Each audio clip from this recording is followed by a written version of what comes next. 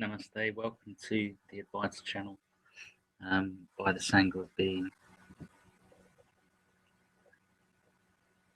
I'm reading from The Transparency of Things, Contemplating the Nature of Experience by Rupert Spira.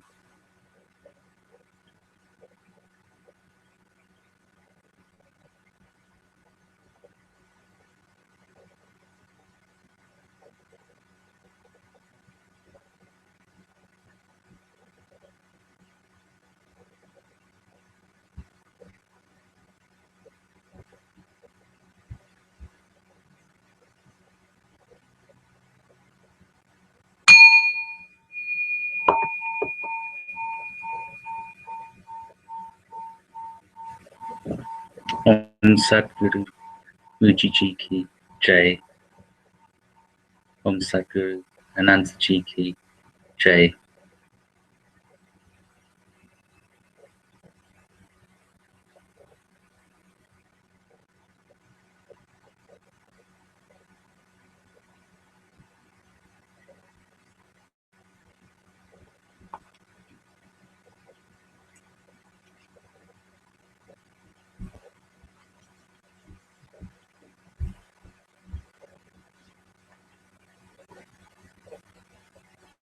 Peace and happiness are inherent in consciousness.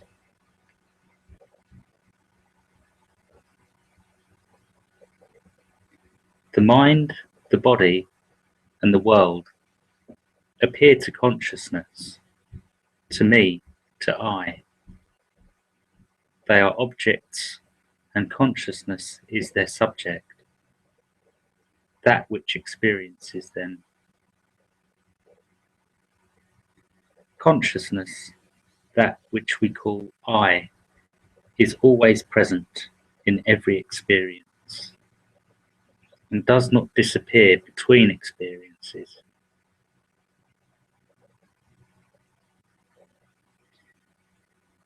Have we ever had the experience of ourself, consciousness, disappearing?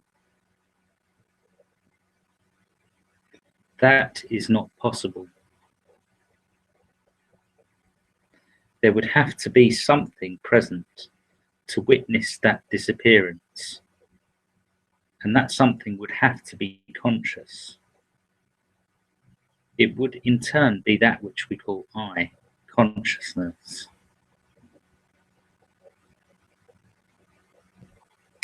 When an object appears within this conscious presence, this presence knows itself as the witness of that object. In deep sleep, I, this conscious witnessing presence, remains exactly as it always is in the waking and dreaming states. There are no objects present in deep sleep, and therefore there is no memory of that state. On waking, the mind interprets that state as a blank, a nothing, a void. However, an absence of memory is not a proof of non-existence.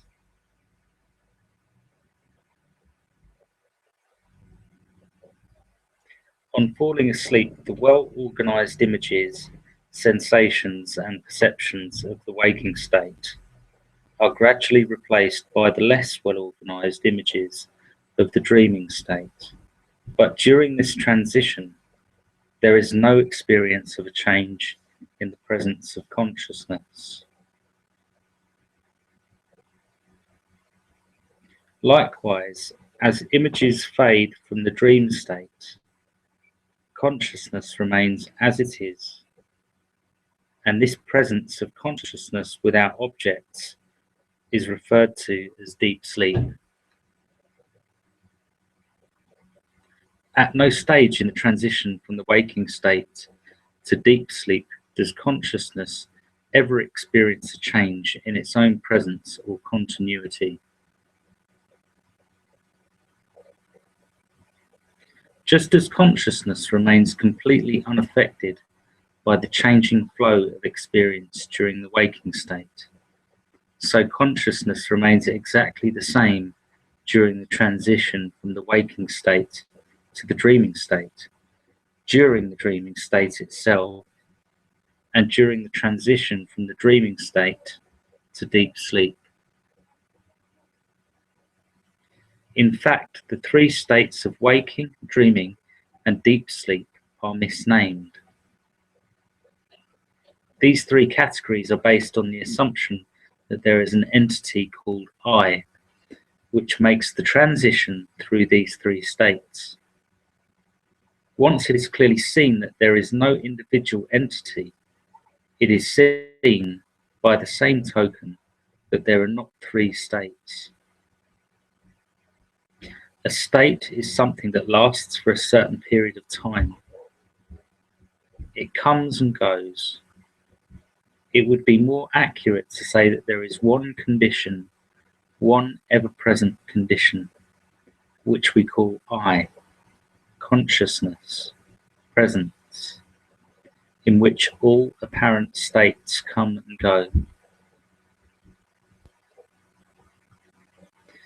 The apparent states of waking and dreaming are modulations of this one presence.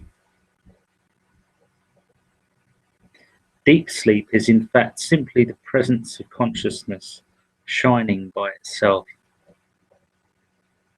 That is why it is so peaceful and enjoyable.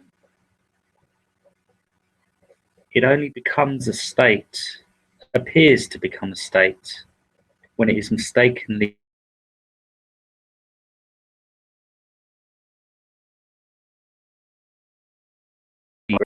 in deep sleep. These three states are not well-defined categories. It would be more accurate to say that there is a flow of objects, gross and subtle, that takes place within this ever-present consciousness.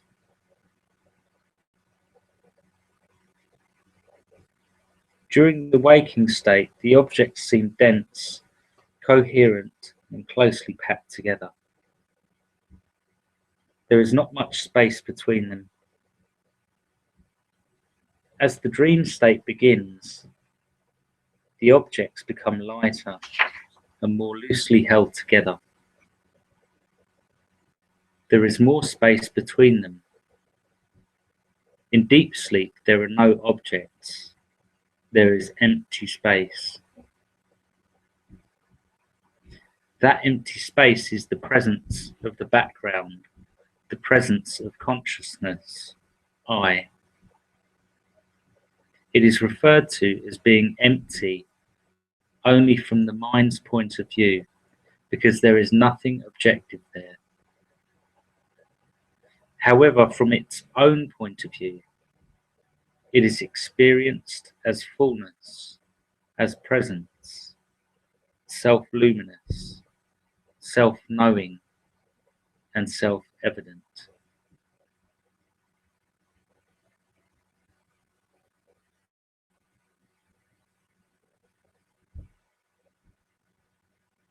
It is the same space that is present during the intervals between objects in the dreaming and waking states. It is also the same space of consciousness that is present during the appearance of objects in the waking and dreaming states. In the dreaming and waking states, the emptiness of consciousness seems to be colored by the appearance of objects. However, consciousness is not colored by anything outside itself. Consciousness itself takes the shape of every appearance, although it is itself shapeless, just as water takes the shape of a wave, although it is itself shapeless. This consciousness that is present during the appearance of the subtle object we call a thought is exactly the same consciousness that is present during the appearance of the subtle object we call the dream.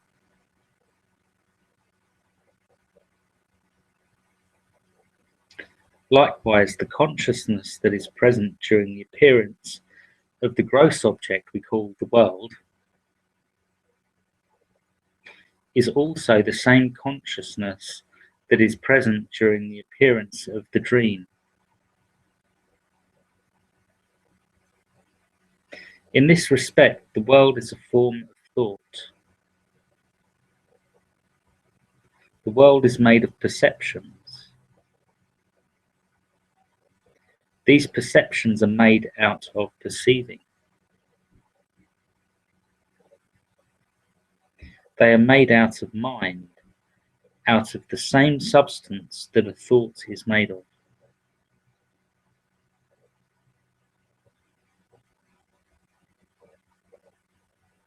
A thought, a sensation, a perception, and a dream are all made out of the same stuff, and they all appear in the same space. They are made out of and appear within the same consciousness, and it is this same consciousness that is present during the gaps between appearances and during objectless sleep, deep sleep.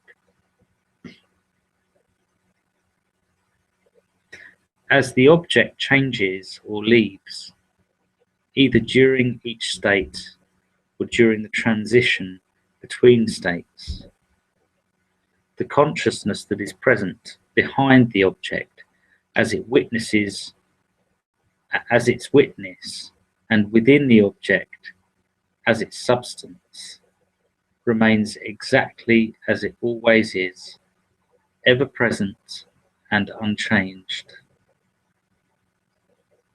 Any changes that are experienced in the body, mind, or world are changes that appear to this consciousness.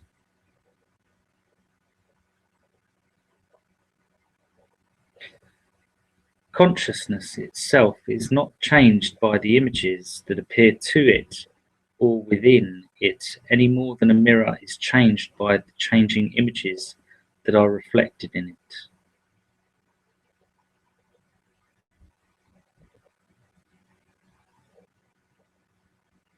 In fact, consciousness not only is present as the continuous, unchanging witness of objects, but it also expresses itself simultaneously as objects. It is the substance of objects.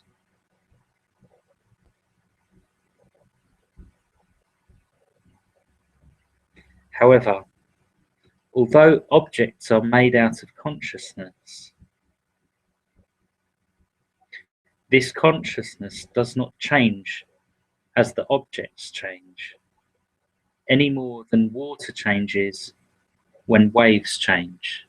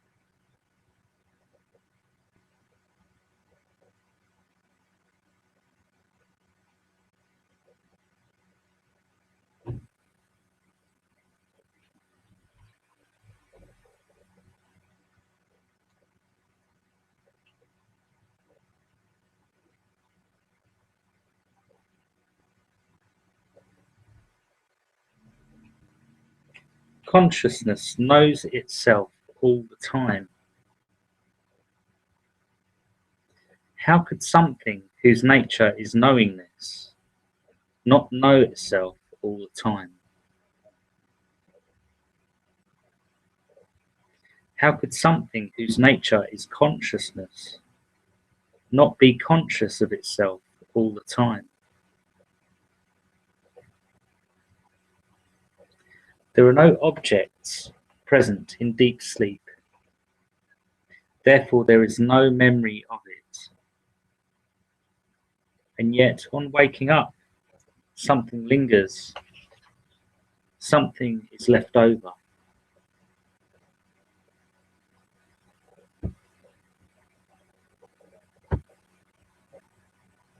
The saying, "I slept badly," refers to some sort of disturbance.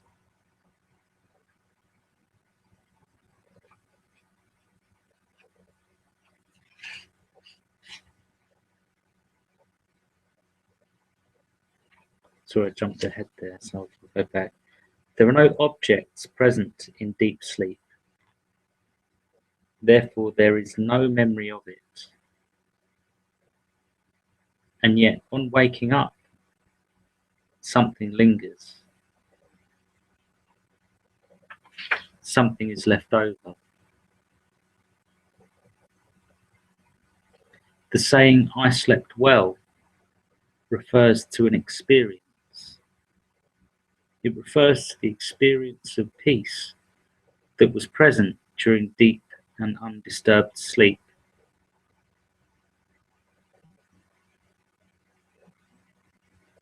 The saying, "I slept badly," refers to some sort of disturbance that is to some sort of object. Either we mean that we woke up in the night and remained awake while wanting to be asleep. In this case, the term "sleeping badly" actually refers to the waking state, not the deep sleep state. Or we mean that we had disturbing dreams that kept us from the peace of deep sleep. And in this case, the term "sleeping badly" refers to the dream state.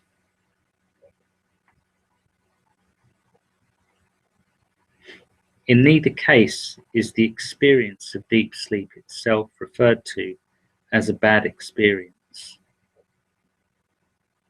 In fact, when we say that we slept badly, it is always to the absence of deep sleep that we refer.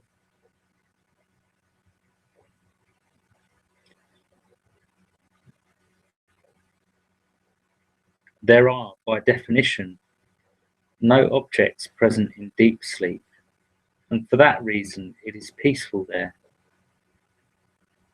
And because deep sleep and peace always coexist, it can be said that peace is inherent in deep sleep.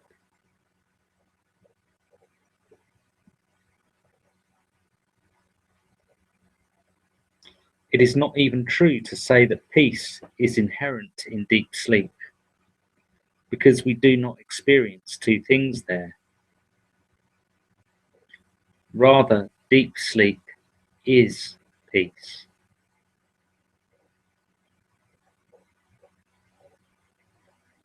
Therefore, if peace is identical to deep sleep,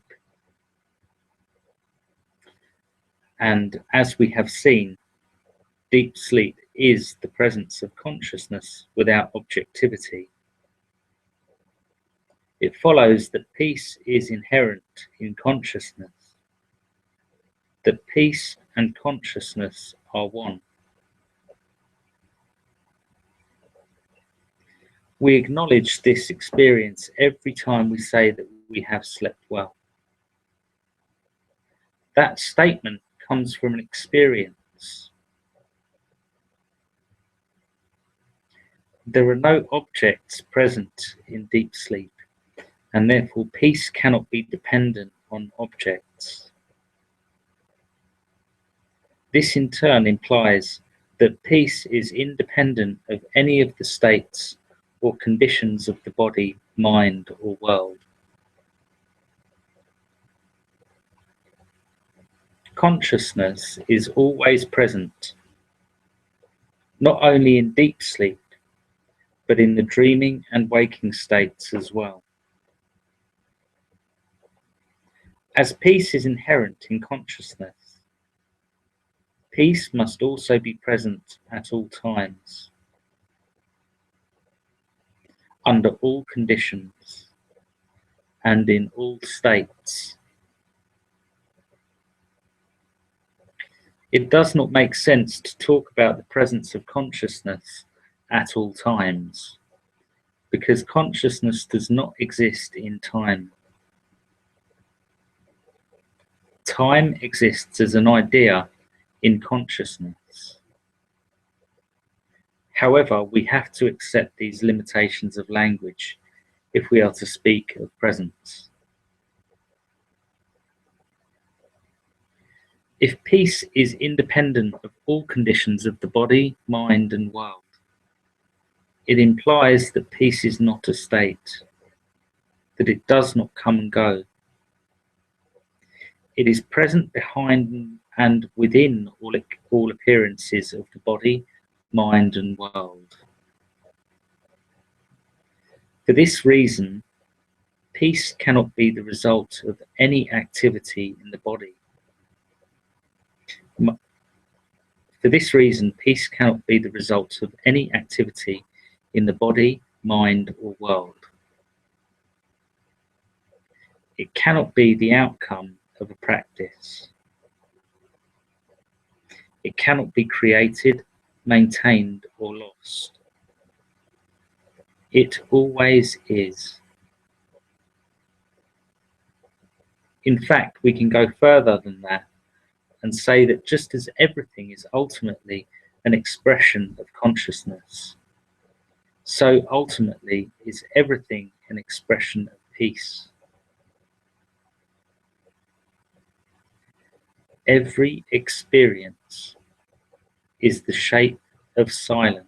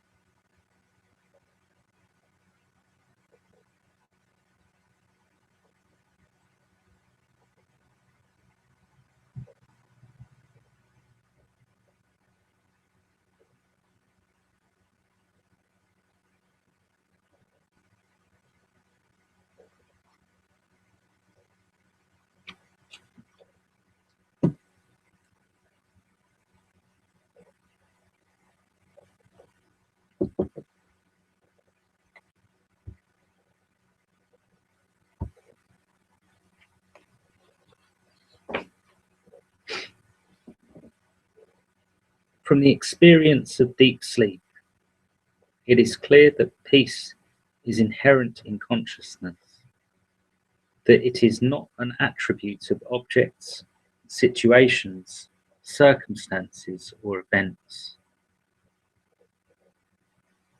However, there are other occasions in the waking state when the experience of consciousness without an object is also present. For instance, there are many moments in the waking state between one perception and the next when consciousness stands alone, without an object. These gaps or intervals are experiences in the sense that consciousness is always experiencing itself, whether or not objects are present, but they have no objective content. Of course, it does not make sense to assign these intervals a duration in time. Time is the distance between two events, and during these intervals there are no objects and therefore no events. If no objects are present there, no time is present there. This timeless non-experience cannot be remembered in the same way that deep sleep cannot be remembered. No memory of this interval appears in consciousness, because there was nothing present there apart from the transparent, objectless presence of consciousness itself. In that sense, these intervals are non-experiences. However, it would be incorrect to say that there was no experience during these moments. There is no objective experience, and yet consciousness is present there, experiencing itself. Consciousness is the witness and substance of every objective experience. And when no object is present, such as in the interval between perceptions, consciousness remains as it always is, knowing itself. This objectless self-knowing is the substance of these intervals. So experience does not stop when the object vanishes. Only the objective aspect of experience, the name and form, ceases. Experience itself, experiencing itself, continues. Once we see clearly that it is only consciousness that is experienced during the waking and dreaming states, by the same token, it becomes clear that when no objects are present, the same experience of consciousness experiencing itself simply continues. In fact, nothing else has ever happened other than this experience of consciousness knowing itself.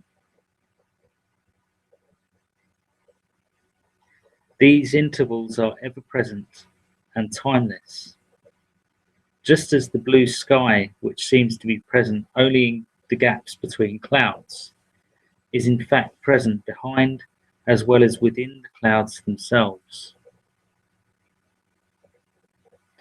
These intervals are the timeless background of consciousness, in which objects, including the concept of time, appear from time to time.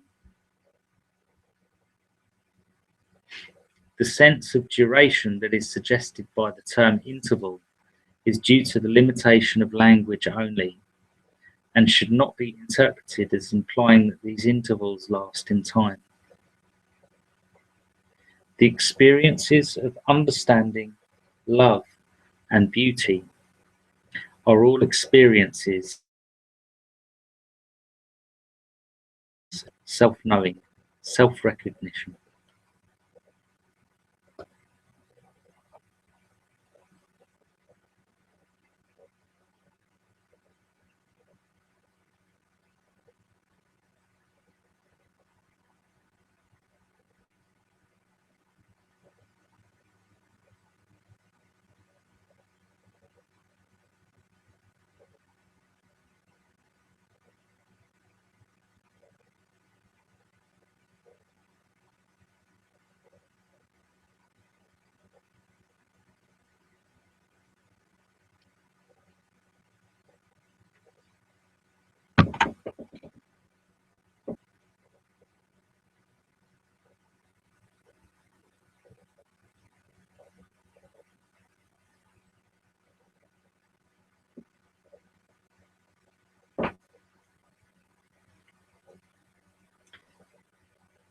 During these timeless intervals, consciousness is simply present, as it is in deep sleep. It knows itself directly. After this timeless interval, consciousness takes the shape of the next appearance, and may identify itself with a part of this appearance, a body. In doing so, it forgets itself, and thereby appears to veil itself from itself. The same is true as we wake in the morning, when the peace of deep sleep still pervades our experience, before the appearance of separation has become fully established. The waking state emerges out of this peace itself and is for some time saturated with it. However, in most cases, consciousness immediately and inadvertently loses itself in identification with a fragment. It condenses itself into a mind, into a body mind, and the world is correspondingly projected outside. The illusion of separation reappears. One pretends to be two. Consciousness becomes a fragment, a me, and the world correspondingly becomes other and separate. Consciousness existence becomes consciousness and existence.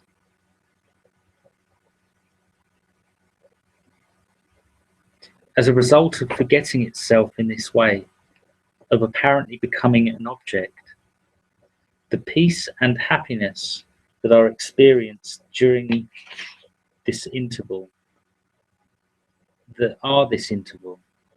are seemingly lost.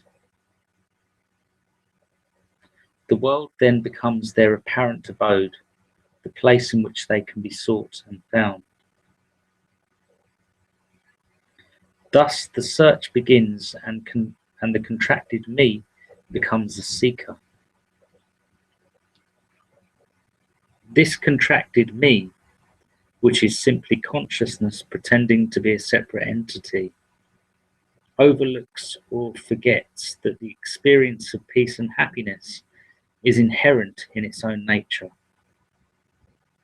Instead, it seems to become an intermittent experience that can be lost, and therefore, every time we have the experience of someone or something that once made us peaceful or happy, but now makes us agitated or unhappy, should be enough to indicate that peace and happiness are not delivered by objects. Peace and happiness are inherent in consciousness. Although consciousness is always present, and therefore peace and happiness are always present under all circumstances, we do not always experience them. However, it is not objects themselves that veil peace and happiness. It is the fact that we think and feel them to be objects, outside and separate from ourselves. With this feeling that objects are on the outside and separate, comes the corresponding thought and feeling that I, the presence of consciousness, is on the inside and is similarly separate.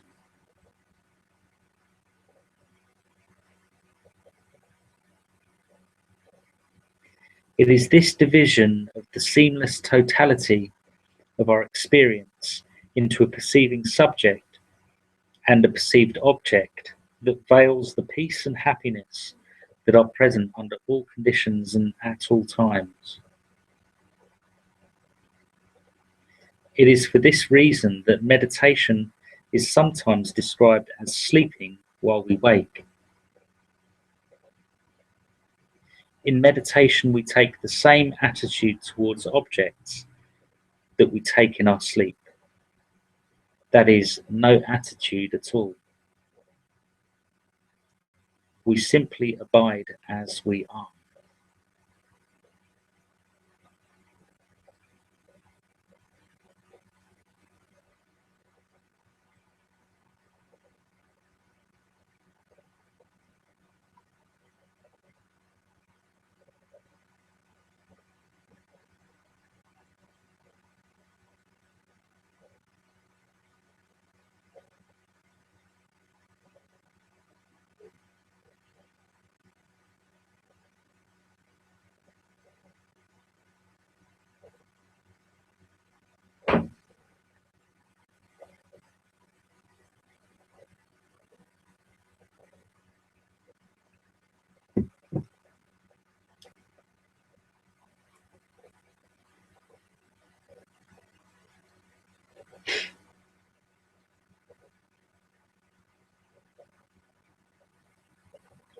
Most activities are governed by the desire for happiness. Happiness is a non-objective experience. It is simply the presence of consciousness. As consciousness is by nature conscious, it could be said that happiness is the experience of consciousness knowing itself knowingly. It is the experience that is revealed every time a desire comes to an end. Desire is agitation, and happiness is the ever-present background of all states that is revealed when this agitation ceases. Of course, it is also present during the agitation itself, as it is the background of all states, but it is not experienced as such.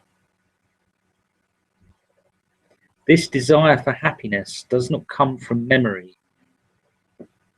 Happiness cannot be remembered, for it has no objective qualities. It is inherent in consciousness, which in its unmanifest condition is objectless, such as in the experience of deep sleep.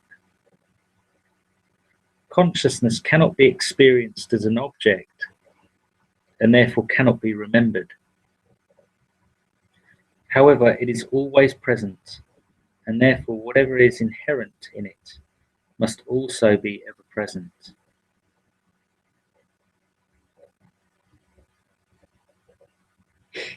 The current object is continually changing, but the desire for happiness always remains the same.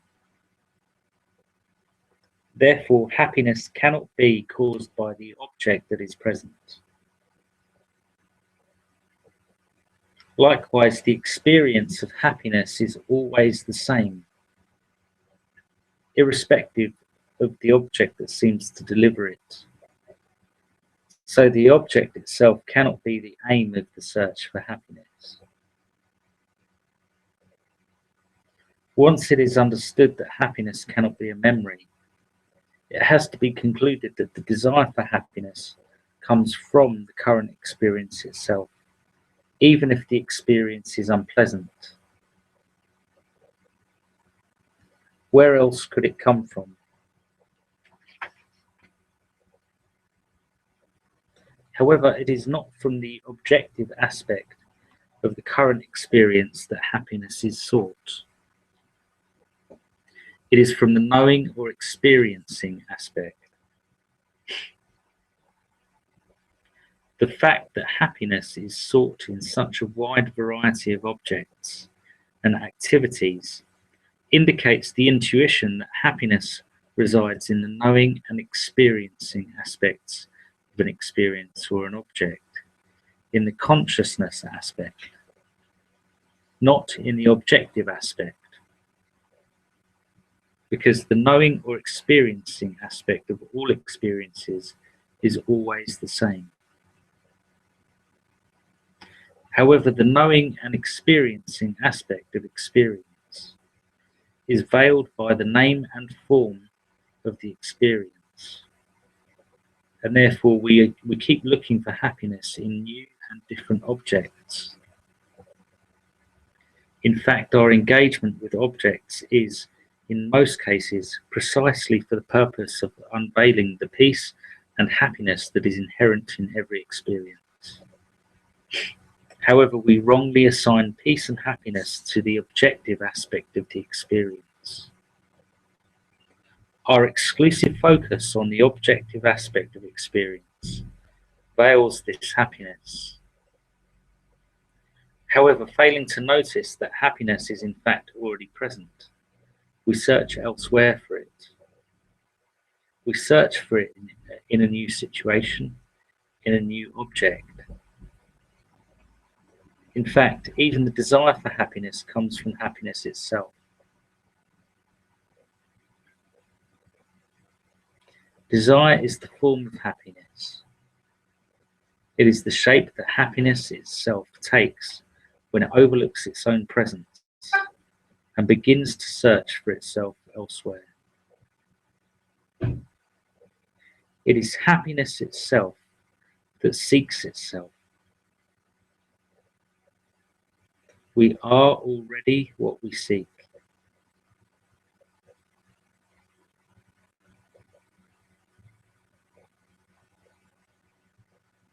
What governs the type of object in which we search for happiness will depend on the objects that in the past immediately preceded the non-objective experience of happiness.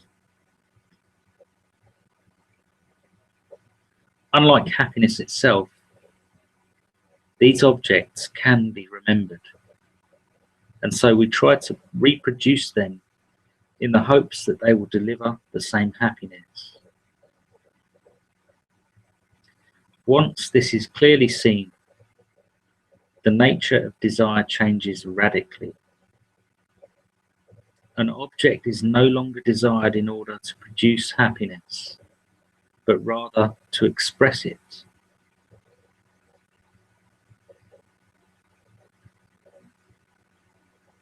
Once desire is liberated from the requirement to produce happiness,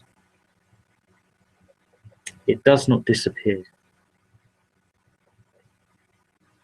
It is simply liberated from the confines of serving a non-existent entity. Desire as such is experienced as energy, as life. It is already its own fulfillment.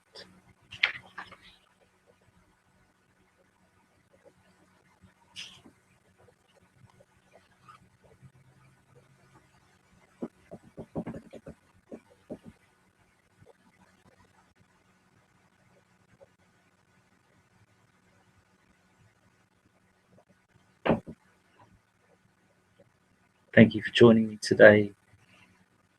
It's been a joy sharing this truth, feeling this,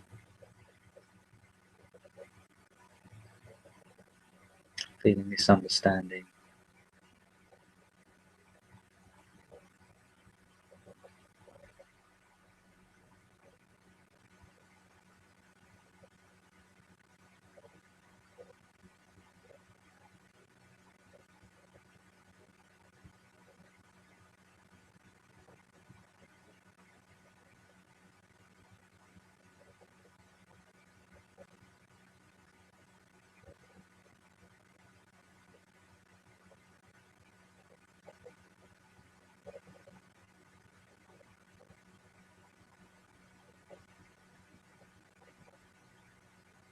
Om Sadguru Muji Ki Jai.